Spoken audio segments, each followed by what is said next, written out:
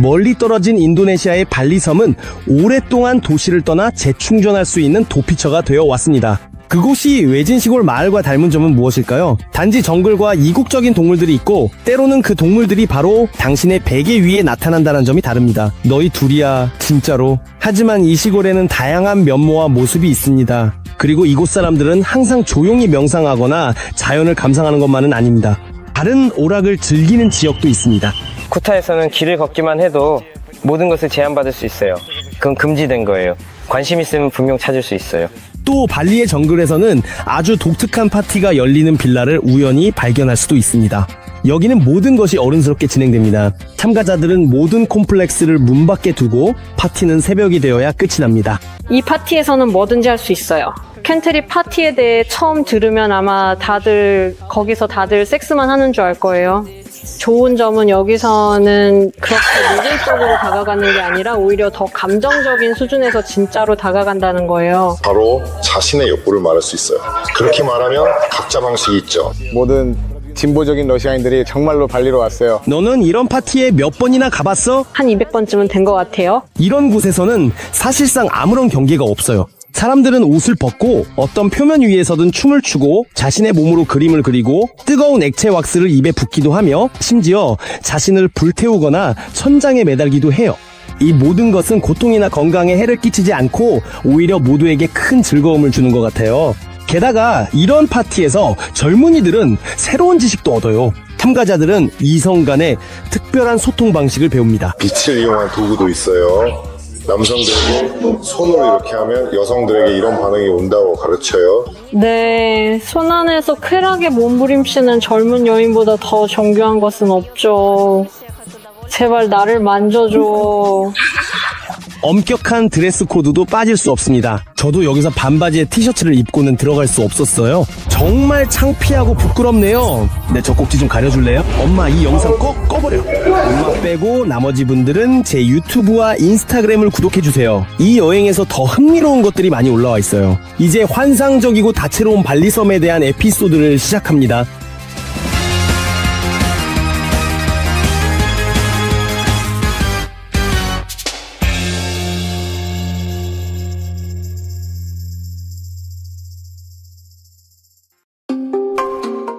발리. 작지만 다양한 매력을 가진 섬이에요. 부킷이 해변이라면 우붓은 영적인 수련, 화산은 익스트림 스포츠, 그리고 창구는 파티의 중심지죠. 저도 바로 그곳으로 가고 있습니다.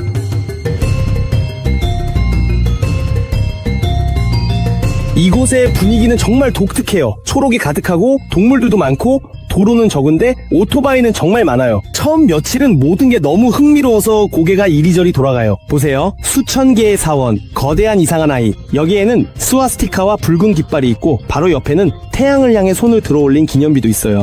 또 발리 사람들은 항상 뭔가를 축하하고 있는데 그들이 도로 한가운데서 의식을 할 때면 모두가 그냥 그들이 지나갈 때까지 기다려요. 교통체증에 갇혀도 지루하지 않죠.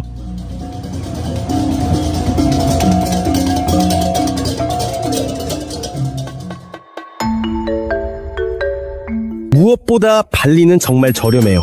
예전에는 더 쌌죠. 사람들이 몰려와서 가격이 오르긴 했지만 그래도 여전히 유럽보다 4배는 저렴해요. 물론 벽에 곰팡이가 자주 피고 저렴한 게스트하우스의 수영장은 거의 수리되지 않으며 습기 때문에 빨래가 잘 마르지 않아요. 그래도 머리 위로 포멜로가 자랄 수도 있죠. 방 안에서도 혼자 있어도 심심하지 않아요? 너희 둘이니? 진짜로? 욕실에서 뭔가 바스락거리는 소리가 나요? 이제 거기 들어가는 게 무서워졌어요. 다 도망갔네요. 진정하려고 밖에 나가서 석양을 봤어요. 발리의 석양은 정말 장관이에요. 사실 이건 모두가 아는 사실이라 해변에는 사람들이 가득해요. 파도는 거칠고 물속에는 서퍼들과 그들의 어린 자녀들만 있어요. 모든 카페는 사람들로 가득 차 있고 25분마다 이런 산더미 같은 코코넛을 마셔요. 이 경치를 생각하면 가격이 정말 저렴해요. 2번 식사하고 커피까지 마셔도 전부 합쳐 $7면 충분해요. 행사인들에게서도 가격을 3배나 깎을 수 있어요. 파는 건 허접한 물건이에요.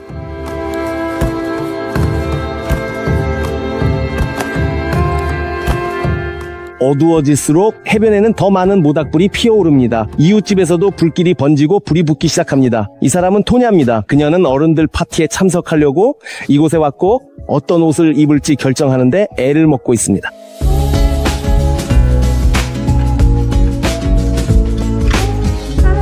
그리고 저도 파티에 가기 위해 마을과 들판을 지나며 길에서 떠도는 개들을 피해가고 있습니다. 마치 2003년쯤에 친구들과 함께 이웃 마을로 디스코텍에 가던 그 설레는 기분이 듭니다. 이곳 덴파사르 교회의 분위기가 바로 그 시절의 추억을 떠올리게 하는 그런 모습이에요.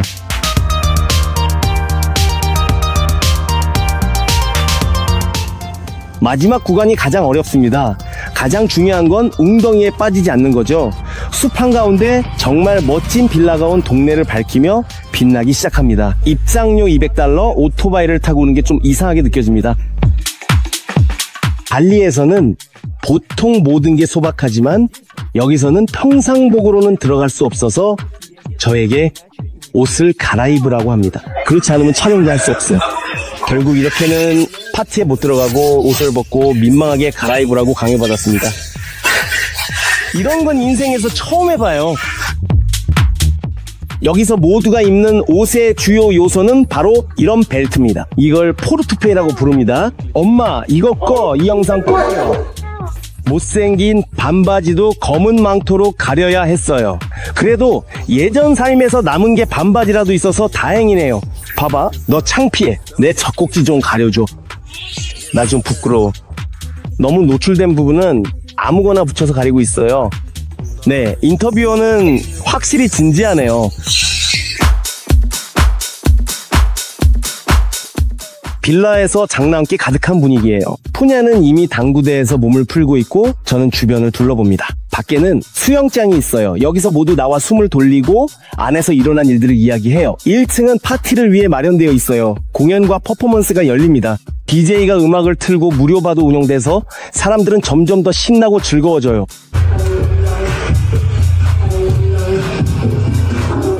2층에서는 사람들이 방마다 나뉘어 각자 원하는 대로 그리고 할 수 있는 만큼 뭔가에 몰두하고 있어요. 저는 개인적으로 아직도 옷차림이랑 특히 이 샌들에 충격받은 상태예요.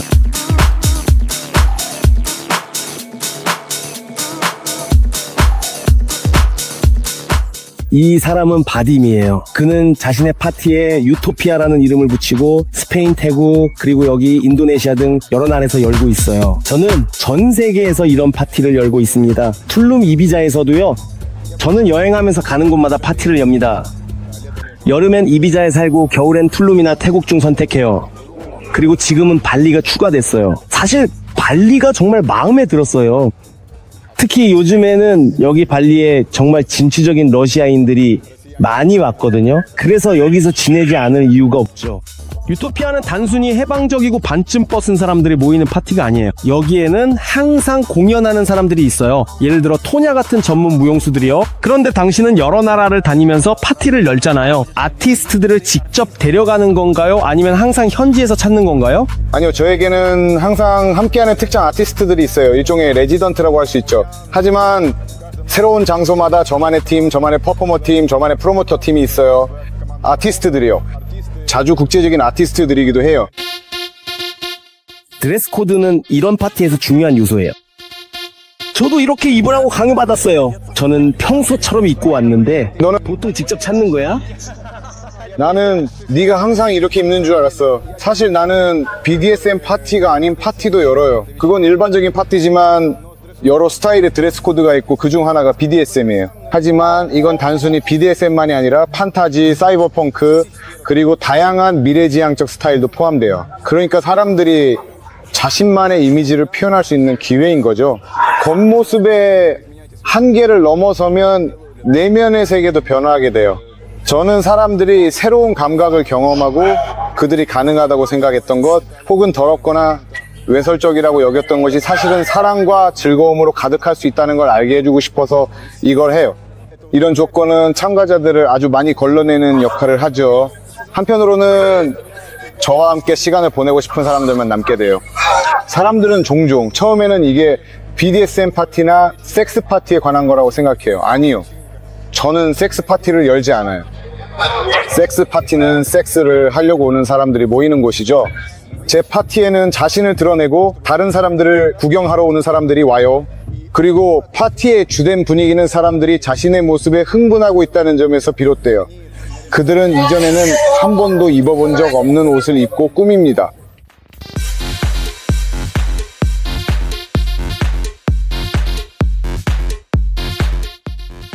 그렇지 않고 저녁을 함께 보낼 사람을 찾는 방문객을 즐겁게 하는 방법은 무엇일까요? 이것이 시발입니다. 지루한 저녁이면 일본인들은 서로를 묶어두는 아이디어를 생각해냈습니다. 이 예술은 너무나 매력적이어서 전 세계로 퍼졌습니다. 모델은 천장에 매달려 있으므로 적절히 이완해야 하며 시바리 마스터가 뭔가 잘못하면 고통을 유발할 수 있습니다. 막심은 이미 11년째 시바리를 하고 있습니다. 전반적으로 이게 위험할 수도 있나요? 위험할 수 있습니다. 부상도 발생해요. 아주 경험이 많은 전문 마스터들도 가끔씩 부상이 생기곤 합니다. 네. 인대가 늘어나는 건가요? 아니면 다른 건가요?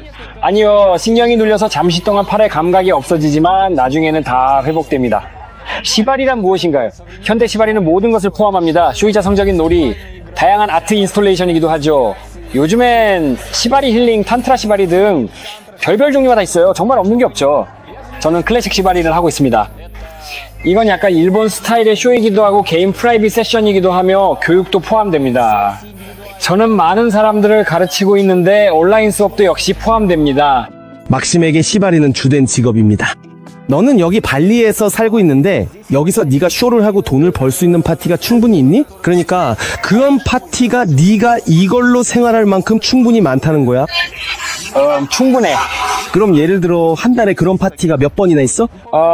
주말마다 주말에 한 번씩 있어. 우리는 준비를 하고 의상과 음악을 고른다. 시바리 쇼의 특징은 우리가 만들어내는 모든 감정을 반드시 손님들과 나눠야 한다는 거야. 만약 우리가 그 감정을 잘 전달하고 손님들이 좋아한다면 그 쇼는 성공적이라고 할 수 있어.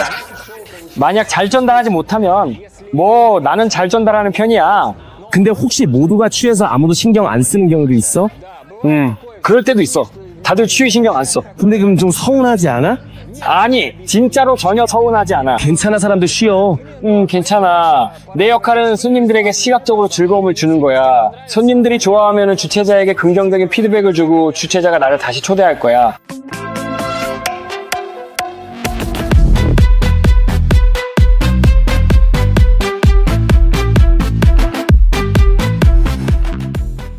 분위기에서는 방문객들도 창의력이 샘솟아. 예를 들어 지복상에서 돈 뭉치를 태우라고 시켰어. 불이 나면 안 되니까 무릉덩이에 적셔야 했지. 이 사람은 빅하고 오늘도 공연을 해. 사실 나는 심리학자이자 성상담가, 코치, 마사지 전문가야. 그렇지. 그리고 모델이기도 해. 나는 포토 모델도 할 수 있고 시발이나 BDSM 실습 모델도 될 수 있어. 예를 들면 여기서는 쇼가 어떻게 진행되는 거야? 오늘은 파이어 플레이와 왁스 플레이 쇼가 있을 거야. 즉 불과 촛불을 가지고 노는 거지. 이 사랑스럽고 따뜻한 미소를 지으며 비카는 천천히 자신의 다양한 도구들을 하나씩 꺼내어 테이블 위에 정성스럽게 올려놓는다. 그리고 그녀는 긴장과 기대가 뒤섞인 표정의 젊은 누드 모델을 바라보며 예상치 못한 일들을 차분하고 신중하게 하기 시작한다. 먼저 그녀는 몸에 반짝이를 뿌려서 모든 것이 더 축제 분위기로 보이게 한다. 그리고 거의 바로 모델 위에 쉽게 불이 붙는 무언가를 붙이고 불을 지르는데 모델도 그걸 꽤 즐기는 눈치다.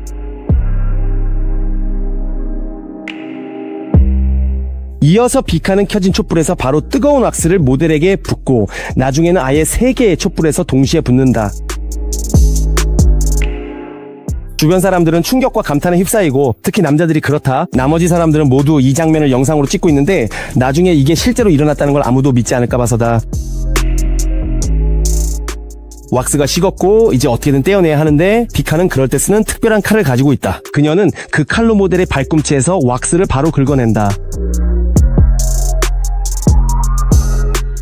마지막으로 감정을 더 확실히 남기기 위해 비카는 톱니가 달린 특별한 바퀴로 몸을 굴리고 둘이서 함께 뜨거운 왁스를 정말 많이 먹는다. 비카는 직접 어른들을 위한 킹키 스타일의 파티도 엽니다.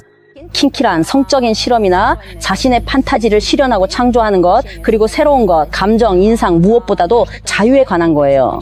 즉 자유라는 건 모든 것이 허용된다는 뜻이에요. 부분적이거나 완전한 노출, 부분적이거나 완전한 상호작용, 그리고 지금은 키스나 섹스까지도 포함됩니다.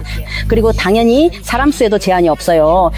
이것이 바로 이 조직의 가장 기본이 되는 부분인데 바로 동의의 문화입니다. 즉 다른 사람의 원함이 없이는 아무 일도 일어날 수 없다는 거죠. 내가 너를 만지고 싶으면 너에게 만져도 될까라고 물어봐야 해. 네가 응이라고 하면 그때만 너를 만지는 거야. 즉 네가 착각해서가 아니라 실제로 언어적 허락을 받은 후에만 윙크했다거나. 나를 만져줘. 따라서 이 공간은 바로 안전함에 대해 명확하게 정의되어 있어요. 여기서는 편하게 옷을 벗을 수도 있고 게이나 바이일 수도 있으며 아무도 당신에게 의저런 같은 말을 하지 않아요. 그건 당신의 선택, 당신의 몸, 당신의 일이기 때문이죠. 우리는 지지합니다. 비카가 확신하듯이 이런 파티는 무엇보다도 예술이고 그 다음이 다른 모든 것들입니다. 저는 보통 섹스를 하러 오라고 말하지 않아요. 즉 저는 섹스를 권하는 게 아니라 새로운 감각, 새로운 감정, 새로운 경험을 위해 오라고 해요. 왜냐하면 저희는 탄트라나 마사지 같은 다양한 마스터 클래스를 제공하거든요. 여기 발리에서 파티를 열 때와 태국, 유럽, 이비자에서 파티를 열 때의 근본적인 차이점은 무엇인가요? 구성원이요? 예를 들어 제가 툴룸에서 파티를 열었을 때는 이상하게도 대부분의 테이블을 러시아인들이 샀어요. 반면에 예를 들어 올해 이비자에서는 러시아인이 거의 없었죠. 그래서 관객들은 대부분 현지인, 즉 이비자에 계속 거주하는 사람들이었어요. 그리고 사실상 러시아인은 거의 없었죠. 그에 따라 분위기도 약간 다르더라고요. 여기에는 현재 러시아인이 대략 60-70% 정도 되는 것 같아요. 러시아어를 쓰는 슬라브인들은 왠지 유럽인들보다 더 많이 내줄 준비가 되어 있는 것 같아요. 바디메 파티는 이런 종류의 파티 중에서 가장 강렬한 곳은 아니에요. 진짜 패티시 파티에 가는 사람들은 그 라이프 스타일을 실제로 사는 사람들이 아니에요. 세상에는 그런 사람들이 모이는 장소들이 있어요. 아마 그 중에서 가장 큰 곳은 런던일 거예요. 거기에는 톨처 가든이라는 행사가 있어요. 털처 가든은 유럽에서 가장 큰 패티시 클럽으로 여겨지며 댄스 플로어뿐만 아니라 사도마조 히즘을 위한 지하 공간도 있습니다. 제가 거기서 좋았던 점은 거기에 가면 만약 자신이 변태라고 생각했다면 아니에요. 당신은 변태가 아니라는 걸 알게 된다는 거예요. 안심해도 돼요. 진짜 변태들은 따로 있고 거기서는 모든 게 훨씬 더 웃기고 훨씬 더 세요. 저는 패티시 파티에 다니는 사람들을 위한 패티시 파티를 하는 게 아니에요. 저는 한 번도 그런 쪽을 바라본 적 없는 사람들을 위해 패티시 파티를 열어요. 그들은 그냥 이름만 바뀌는 DJ들만 있을 뿐 나머지는 다 똑같은 뻔한 클럽에 지쳐버린 사람들이에요. 아침이 되자 빌라에 있던 사람들은 나뉘었다. 어떤 사람은 혼자, 어떤 사람은 그룹으로 잠들었다. 댄스 플로어에서는 에너지 넘치는 사람들이 춤췄다. 이 외진 곳에서 택시를 불러 집으로 가는데 벌써 출근길에 나선 사람들과 부딪히게 된다. 나는 또 다른 화끈한 파티에 가기 전에 아무래도 일단 정말 잠을 조금이라도 더 자야겠다.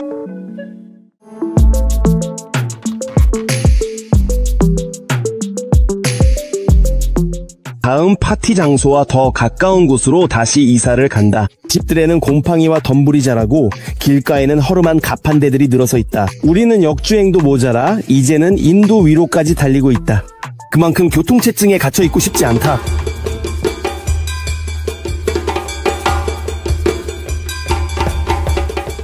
이건 이웃인 호주 사람들이 온 가족이 한 대의 오토바이에 타고 짐을 싣는 모습이다. 그리고 작은 호텔 옆에는 논이 펼쳐져 있다. 땅 한 평도 비어있는 곳이 없다. 여기에는 울타리에서 울타리까지 10m 정도 남았는데 그마저도 이미 건물로 채워져 있다. 그런데도 여전히 이곳에서는 쌀농사가 계속되고 있다. 걸음을 옮길 때마다 아무렇게나 지은 오두막마다 꼭 가판대가 하나씩 있다. 거기서는 쌈아이엔일 커피와 생수병을 판다. 이건 점쟁이가 사는 집을 가리키는 표지판이다. 여기서는 내가 잠시 멈춰서 깨끗한 곳에 서 있었다. 정말 원하면 아이폰 수리점도 찾을 수 있고 심지어 전통적인 상점도 있다. 기계 안에서 바로 시원한 코코넛을 살 수 있다. 여기 이렇게 놓여있다. 가격은 1달러, 즉 15영루피아 정도다. 현장에서 바로 열어주고 빨대를 주면 들고 가서 마시면 된다. 발리의 쓰레기 더미에 놀라는 것도 금방 익숙해진다. 주방이 지저분한 오토바이 수리점 옆에 있는 것도 마찬가지다. 하지만 여기서 밥을 안 먹을 이유도 없지 않은가? 음식은 맛있고 저렴하지만 가끔은 예상치 못한 일이 생길 수도 있다. 그래서 나는 이런 곳에서 드물게 식사한다.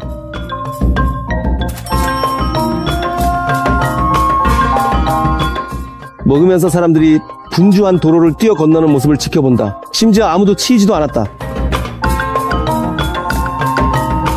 돌아가는 길에는 거대한 웅덩이들과 사람을 죽일 수도 있는 도시 환경이라는 수많은 퀘스트가 기다리고 있다. 아마도 나를 구해준 건 발리의 신들에게 바치는 많은 곡물 덕분이었던 것 같다. 이 곡물은 집집마다 내놓는다. 여기서는 사람들이 머리를 부딪히지 않도록 표지판을 일부러 구부려 놓았다. 하지만 아마도 키가 작은 사람들을 위해서 그런 것 같다. 그 다음에는 인도가 그냥 끝나버린다.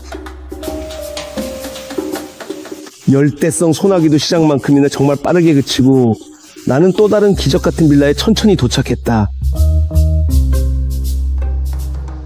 안에서는 이미 분위기가 뜨겁다. 누군가는 벌써 커플로 껴안고 있고 누군가는 물이 지어 있고 나는 충격을 받은 채로 식탁 쪽으로 갔다. 1층 거실은 아직까지는 조용하다.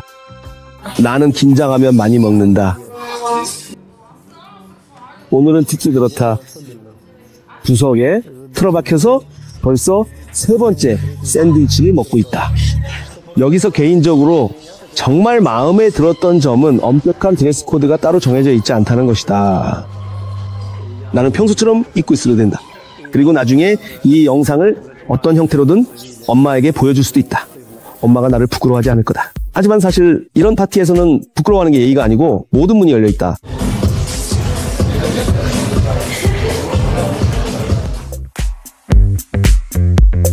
이 사람은 폴리나다. 그녀는 이런 행사에 처음으로 왔다. 정말 뭔가 새로운 걸 해보고 싶었어요.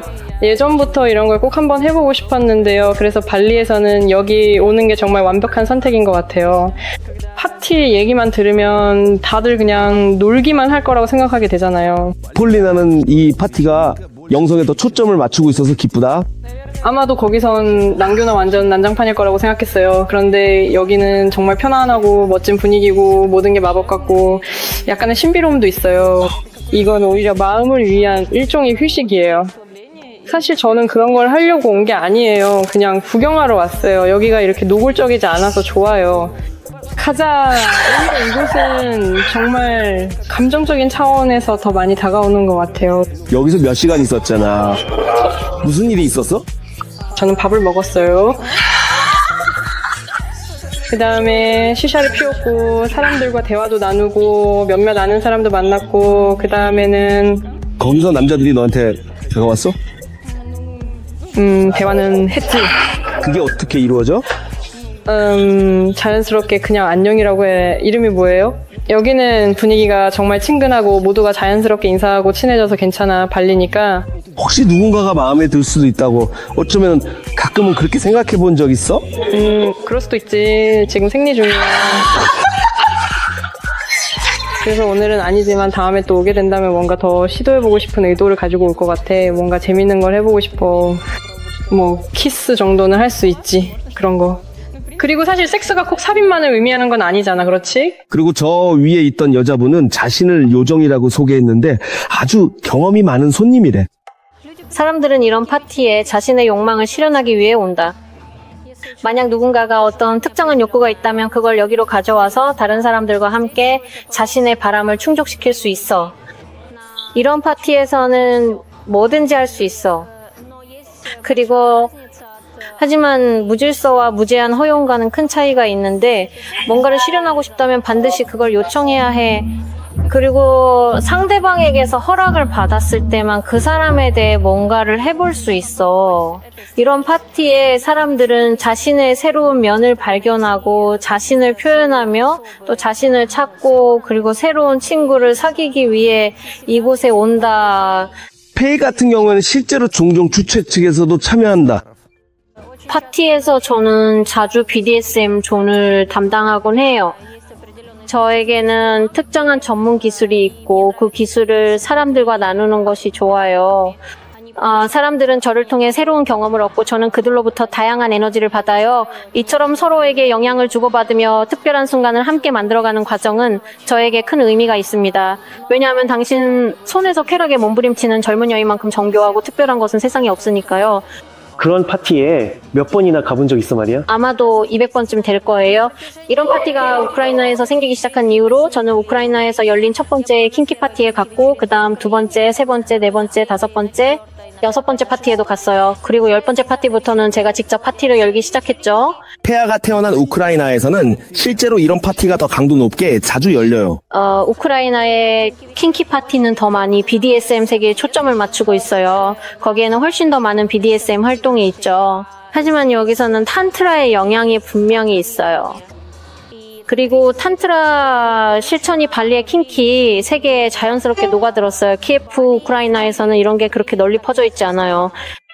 보통 탄트라와 BDSM은 별개의 행사지만 발리에서는 모든 것이 뒤섞였어요. 여기서는 더 다양한 혼합이 있고 사람들의 순환도 더 많아요. 왜냐하면 이곳은 관광이 아주 활발하게 이루어지고 있어서 파티마다 사람들을 봐도 항상 고정된 사람이 많지 않거든요. 누군가는 도착하고 또 누군가는 떠나고 그래서 참가자들이 더 자주 바뀌어요. 제냐, 너 이런 파티에 자주 가봤어? 아마 15번, 많으면 20번 정도일 거야. 저에게 이곳은 제 성적 취향과 욕망, 그리고 제 내면을 탐구하는 공간이에요. 일상생활보다 제약이 적은 이런 환경에 들어갈 수 있다는 건 정말로 어쩌면 특별한 기회라고 할 수 있겠죠. 자신의 욕망을 느끼고 그것을 실현할 수 있다는 건 정말 멋진 일이에요. 우리가 자신을 더 드러내고 더 많은 제약을 벗어던질 때 우리의 생명 에너지가 해방돼요. 우리의 생명 에너지는 무엇보다 성적 에너지이기 때문이에요. 그것이 생명의 에너지이고 생명이 탄생하는 근원이죠. 이 에너지는 아래에서 시작되지만 이 에너지를 끌어올릴 수도 있고 아래로 흘려보낼 수도 있어요. 저는 이미 여러 해 동안 탄트라와 도교 수련을 해왔기 때문에 저에게는 이게 곧 생명 에너지를 깨우는 기회이기도 해요. 이 사람은 제냐예요. 그리고 그가 탄트라가 무엇인지 설명해 줄 거예요. 그와 여자친구가 있어요. 둘 다 옷을 입었음을 강조해요. 그리고 조금 뒤에는 그녀가 만족스럽고 평온하게 미소 짓고 있죠. 결국 탄트라는 어른들을 위한 요가 같은 거라고 할 수 있어요. 하지만 이건 정말로 아무것도 모르는 저만의 아주 개인적인 표현이에요. 일단 이건 에너지와 성 그리고 그와 관련된 모든 것에 관한 거예요. 저는 에너지 수련을 해요. 성적 에너지를 활성화하고 그 에너지를 위로 올려 몸 전체에 분산시켜요. 그러면 정말 무슨 감각을 느낄 수 있죠. 인도의 전통 탄트라는 기본적으로 영적 수행이에요. 신과 하나가 되고 신성에 도달하는 수행이지만 미냐의 말에 따르면 오늘날 탄트라 역시 요가처럼 아무데나 붙여서 쓰이지만 진짜 탄트라는 매우 드물다고 해요. 저는 남성들에게 손으로 하는 법도 가르쳐요. 그러면 여성들에게 이런 반응이 일어나요. 우리는 이런 효과 직접 목격해요. 그게 어떻게 작동하는 거죠? 저는 현실을 중시하는 사람인데 에너지에 대해 조금 더 자세히 설명해 주세요. 감정이라는 것은 한편으로는 어떤 상태, 즉 미묘한 무언가이기도 하지만 다른 한편으로는 내분비샘에서 분비되는 아주 구체적인 화학 물질이기도 해요. 이 물질들이 뇌로 들어가서 그런 상태를 유발하죠. 게다가 몸에 미세한 감각도 있어요. 우리에게는 근막이 있는데 이 근막이 감각을 느낍니다. 우리가 누군가가 뒤에서 우리를 바라보고 있을 때 그 시선을 느끼는 것처럼 뭔가를 느끼잖아요. 이게 근막이 수축하는 거고, 그리고 근막은 이런 미세한 자극에도 반응할 수 있어요. 근막이라는 건 우리 내부 장기를 감싸고 있는 일종의 보호막 같은 막 같은 거죠. 연구가 진행된 적이 있어요. 살아있는 근막 조각을 그냥 살아있는 상태로 유지하면서 그 근막에 불을 가까이 가져가거나 전극을 가까이 대거나 어떤 위험 요소를 접근시켰죠. 그녀는 다른 유기체 없이 눈으로 보거나 해석하는 사람이 없이 스스로 줄어들었습니다. 근막이 스스로 그렇게 하는 거예요. 이렇게 근막이 위험에 반응하는 것처럼 뭔가 기분 좋은 것에는 반대로 활짝 열리기도 해요. 근데 바로 그 키스 직전의 상태, 아직 키스를 하진 않았지만 곧 할 것 같은 그 순간, 입술 사이에 생기는 그 감정이요. 그 순간에 도파민이 엄청나게 분비돼요. 하지만 탄트라는 단순히 화학 반응만이 아니라 에너지이기도 해. 사람에게는 에테르체라는 것이 있어요. 현대 과학에서는 이걸 포토라 정도까지밖에 아직 제대로 연구하지 못했죠. 에너지 자체를 사진으로 찍을 수는 없지만 몸과 손으로 그 에너지를 느끼는 것은 그리 어렵지 않게 배울 수 있어요. 이 보이지 않는 손으로 다른 사람을 만져보고 그걸 느낄 수 있죠. 그리고 그 사람이 네가 만지는 걸 느낄 거예요. 이렇게 손의 에테르 연장, 손가락의 연장, 그리고 네 에테르 연장으로 만질 수 있어요. Да, есть такой инструмент, как световой. 크기로도 자유롭게 만들 수 있죠. 네, 이건 전부 다 네 상상력에 달려 있으니까요. 내가 트롤리 버스를 타고 있을 때 누군가 그런 빛의 무기를 가지고 있는 건 사실상 정말로 원하지 않을 것 같아. 나는 파트너의 차크라를 통과해서 지나가고 그로 인해 여러 효과가 일어나 차크라가 활성화되고 그녀는 눈을 감은 채로 교감을 느끼기 시작해. 그리고 이런 모든 현상이 시작되는 거지. 나는 그녀의 에너지 구조의 여러 부분에서 에너지 오르가즘을 느낄 수 있어. 이것은 신체를 가진 누구나 배우고 익힐 수 있는 기술들이야.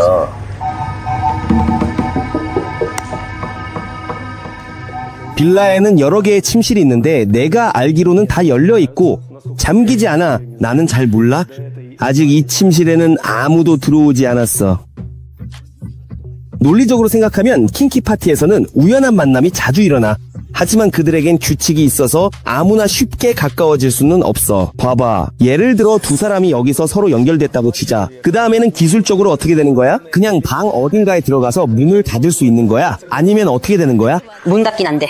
우리는 문을 닫는 걸 허락하지 않아. 왜냐하면 이건 공용 공간이니까. 그래. 그리고 만약 누군가가 자신들에게 다가오거나 방에 들어오는 걸 원하지 않는다면 당연히 방해하지 말라고 요청할 수 있어. 하지만 전반적으로 우리는 사람들이 어떤 환경에서도 스스로 추상화하고 즐거움을 느끼는 법을 배우도록 노력하고 있어.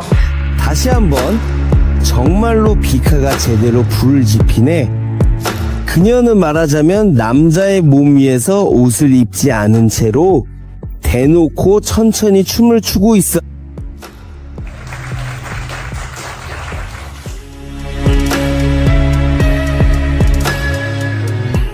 이제 피카는 자신의 가장 은밀한 신체 부위에 페인트를 바르고 그걸로 흰색 티셔츠에 그림을 그리고 있어.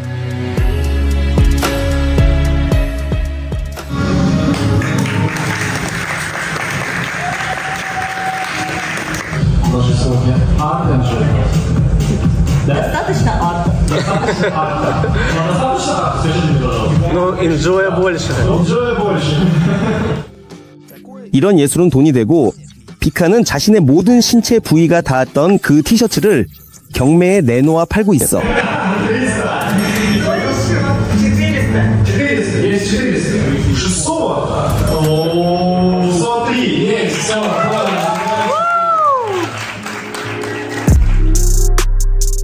같은 방식으로 빅하는 그림도 그리고 팔고 다음 쇼 단계로 넘어가. 여기서는 이미 몸에 뜨거운 왁스로 그림을 그리기 시작했어. 보기에는 아름답고 모두가 미소를 짓고 있어. 하지만 집에서 따라 하지는 않는 게 좋아. 비카에 액체 붓기 시작해. 결과가 예쁘게 나와서 나도 참지 못했지. 이렇게 해서 내가 멋진 그림을 망쳐버렸어.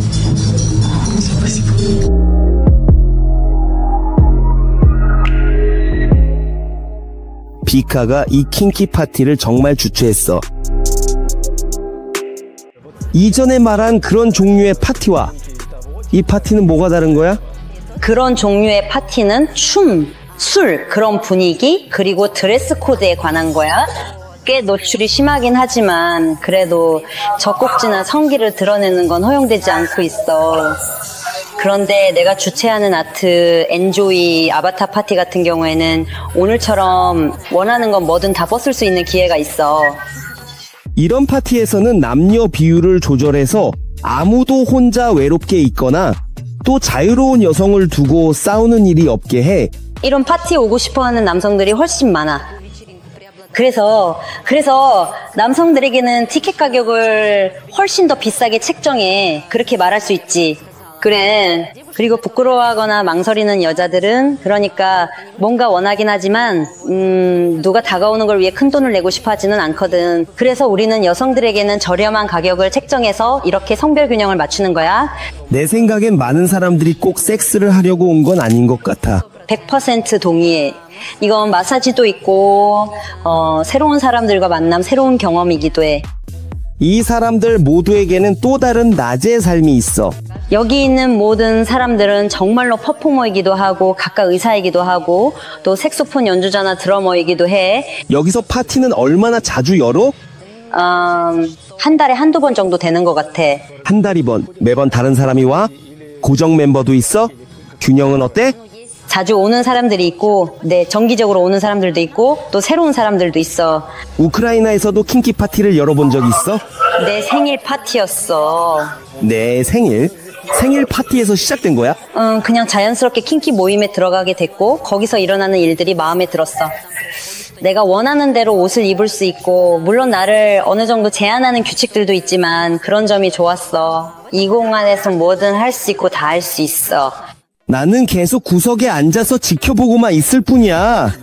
지금까지 나한테 제일 아쉬운 건 파티에서 필터가 다 떨어졌다는 거야. 그래서 나는 다른 사람 입을 거친 담배를 피우고 있어. 뭐 어쩔 수 없지. 다들 건강진단서도 있는 것 같고. 그래도 주변에서 벌어지는 일들에 비하면 이건 아무것도 아니야. 이런 모임마다 각자의 테마가 있을 수 있어요. 그리고 바로 지금 입문의식이 이제 곧 시작됩니다. 오늘의 테마는 아바타입니다. 모든 사람들이 그 맞는 모습으로 왔어요. 저는 그림은 없지만 입문의식은 통과했어요. 그 의식은 바로 보드카로 진행됩니다. 와, 우리 파티마다 항상 특정한 주제가 있어. 오늘이 아바타라면 에너지가 넘치고 아름답고 우주적인 분위기야. 그게 때로는 BDSM 테마일 수도 있어. 모두가 하네스, 라텍스, 가죽을 입고 시바리 밧줄, 플로거, 채찍 같은 걸 들고 있을 거야. 누군가는 누군가를 목줄에 매달고 데리고 다니기도 하고 그런 식이지. 어디서나 가죽과 체인이 있을 거야. 킹크 파티에는 특별한 에티켓이 있고 그래도 누군가와 친해지려면 소통하는 법을 알아야 해. 예를 들어 한 남자가 왔는데 너랑 친해지고 싶어 해. 그렇다면 그는 과연 뭘 해야 할까? 다가와서 뭐라고 말해야 하지? 다가와서 안녕이라고 말하면 돼.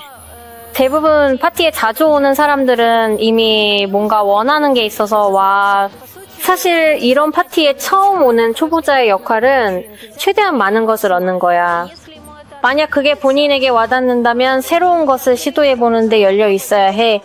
일상에서는 우리는 누군가와 친해져야 하고 호감을 줘야 하고 또 뭔가를 해야 하잖아.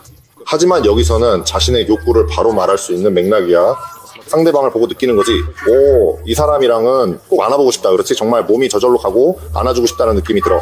바로 그거야. 당신은 다가와 그 욕망에 대해 물을 수 있습니다. 당신은 안고 싶어요? 맞아요? 해도 될까요? 규칙이 있어요. 아니오는 아니옵니다. 아니라고 하면 정말 아니에요. 응이면 그때부터 시작돼요. 이렇게 편안한 분위기에서도 갈등이 생기기도 해. 누군가는 누군가를 마음에 들어하지 않을 수도 있고 누군가는 어떤 순간에 서로 부딪힐 수도 있어. 누군가는 글쎄 누군가와 상호작용하고 싶었지만 잘 안 됐을 수도 있지. 그리고 이런 순간들이 쌓이기 시작하면 사람들이 다른 사람들과 함께 있을 때 불편함을 느끼기 시작해. 혹시 정말로 불만을 가진 사람들도 있어? 그럼 당연히 있어. 대부분은 섹스를 목적으로 파티에 오는 남자들이야. 하지만 아무도 그걸 보장해줄 수 없어. 왜냐하면 우리는 그런 욕구를 충족시켜줄 여자들을 초대하지 않으니까. 이런 파티는 매춘과는 아무런 관련이 없어. 여기서는 평범한 사람들이 서로 어울리고 누구도 누구에게 아무런 의무가 없어. 여자들을 초대하는 경우도 있어. 비용이 지불돼. 그리고 여자가 지루해하는 남자를 보면 그를 방으로 데려가 쉬게 해. 겉으로 보기엔 그럴듯하게 들리지만 나는 모든 게 자연스럽게 흘러가는 게 더 좋아. 우리가 사람들에게 섹스를 하라고 돈을 준 게 아니잖아. 그렇지? 사람들은 공간, 푸시, 음료, 시샤 분위기에 돈을 내는 거야.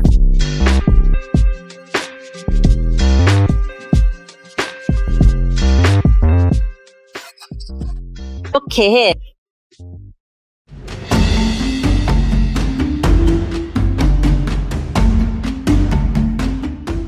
다시 한번 평범한 나제발리 섬으로 돌아가서 그곳이 얼마나 아름다운지 떠올려 봅시다. 여기에는 폭포가 정말 많고 이곳은 입장료는 있지만 $1 조금 넘는 정도예요.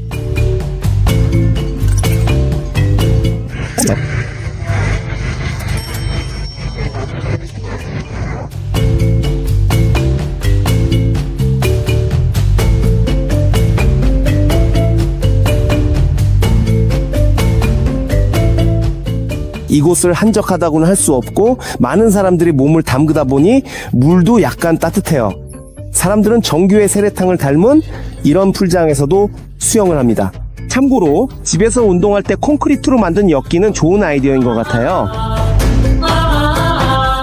어디를 찍어도 곤충이 가득해요. 여기는 애벌레고 정원 잠자리예요. 정말 예측할 수 없네요. 입구에서는 정말 다양한 기념품들과 강아지도 팔고 있어요. Do you sell them? Yeah. How much is one? 2 million. 2 million? Oh my god. What about cat? How much? Cat ada.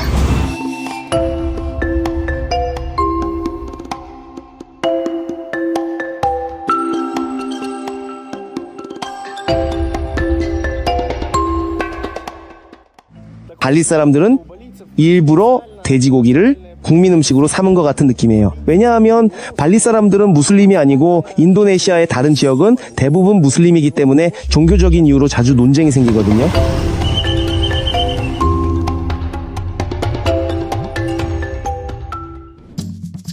이 사람은 디맘이다. 그가 발리에 왔을 때 정말 다양하게 많이 놀았습니다. 어떻게 놀았는지 이야기해 줄래? 모두가 그렇듯이 21살 때는 쉬지 않고 술 마시고 놀러 다니고 멋진 클럽에 갔죠. 여기랑 거기 중에서 파티에 돈이 더 많이 드는 곳은 어디야? 그러니까 진짜로 파티를 했을 때 한 달 전쯤에는 나는 술도 안 마시고 담배도 안 피웠는데 한 달에 대략 $1,000 정도 썼어. 그러니까 나는 아무것도 아끼지 않고 다 즐겼지. 쿠타에서는 그냥 길을 걷기만 해도 사람들이 정말 모든 걸, 심지어 불법인 것까지 다 제한해. 이틀 됐지만 제한 없어. 많이 안 다녔어. 안 돌아다녀서 네가 그런 데 관심이 있다면 당연히 찾을 수 있을 거야. 파티 모드로 지내면 아무리 저렴한 발리 섬이라도 돈이 정말 빨리 나가더라. 전체적으로 보면 한 달에 3,000에서 4,000달러 정도 썼어. 그럼 하루에 $100 정도 평균적으로 파티를 시작하면서 추가로 쓴 거네? 응, 맞아. 그 돈 어디 썼어? 그 $100 어디 썼어? 평균적으로 말이야. 평균적으로는 칼리안 물담배, 여기 맥주가 진짜 비싸고, 그리고 클럽 입장료, 클럽이 아니더라도 여러 가지 비치 클럽 같은 데도 흥미로운 곳이 많아. 현지 여자애들이랑 왜 친해졌어? 아시아 여자애들.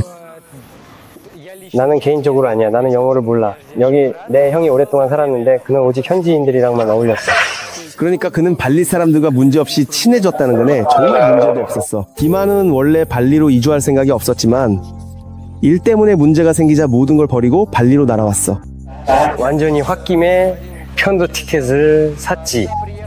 여기로 온 건 사람들 때문이야. 왜냐하면 여기에는 다양한 사람들이 많이 모여 있다는 걸 알았거든. 여기서 정말 많은 새로운 유익한 인맥을 쌓았어. 디마는 빌라에서 일하면서 광고를 담당해. 여기서는 내가 $0, 0달러를 쓰면서도 살 수 있다는 걸 알아. 비자는 $35야. 내가 처음 왔을 때 빌렸던 바이크는 85만 루피였는데 지금은 오토바이를 빌리고 있고 그건 400만 루피야. 숙소는 게스트하우스를 빌리는데 450만 루피야. 그리고 카페에서 식사도 하고 전체적으로 보면 저녁 식사는 20만에서 25만 루피 정도야. 1000루피. 우리가 클럽에 갔을 때는 한 번에 500만, 600만 루피를 쓰기도 했어. 그러니까 $200 정도는 쓸 수 있겠네? 이해돼. 비자지. 저녁에 나가서 놀다 보면은 $300가 카드에서 순식간에 나갈 수도 있어. 봐봐. 네가 한 달에 $1,000를 쓰면서도 아끼는 건 아니잖아. 라면만 먹고 사는 그런 건 아니지. 그 정도면 괜찮은 거야. 나라면 안 먹어. 제일 싼 와롱. 현지 식당에서만 먹는 것도 아니고. 거기서는 한 번밖에 안 먹어봤어. 거긴 그냥 밥이랑 제일 기본적인 인도네시아 음식이 나와. 아니, 나는 그런 데서 안 먹어. 나는 파스타도 있고 피자도 있고 버거도 있는 그런 데서 먹어. 여기서는 아예 요리도 안 해. 전체적으로 보면 나는 하루에 음식값으로 최대 $15 정도 써.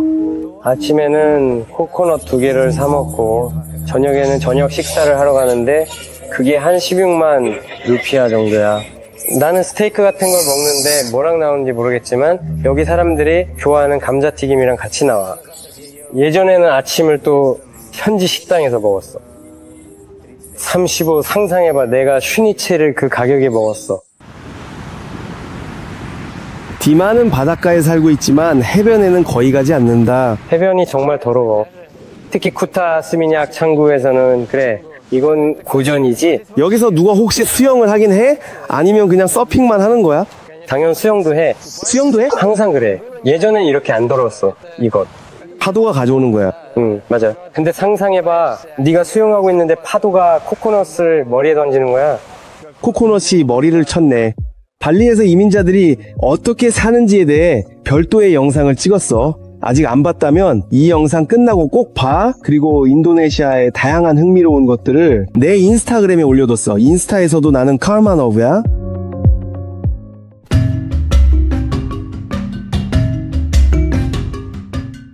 오늘 저녁은 노골적인 파티나 벨트, 벌거벗은 사람들 없이 보낼 거야.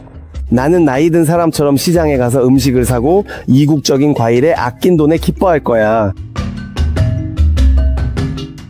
여기에는 바나나 종류만 해도 10가지쯤 돼. 그리고 망구스틴 패션프루트 용과도 있어.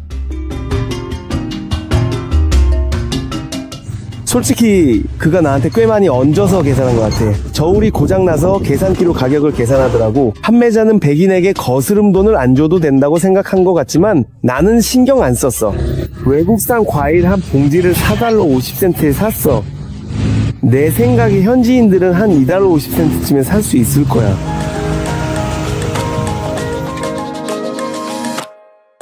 이번 에피소드는 조금 다른 발리에 대한 이야기였습니다. 우리가 익숙하게 들어왔던 그런 발리가 아니야. 많은 사람들에게는 이곳 모습이 대담하게 느껴질 수도 있지만 발리의 솔직한 파티 분위기엔 여전히 따뜻함과 기쁨, 서로에 대한 존중이 가득해. 내 유튜브, 인스타그램 구독해서 새 에피소드 놓치지 마.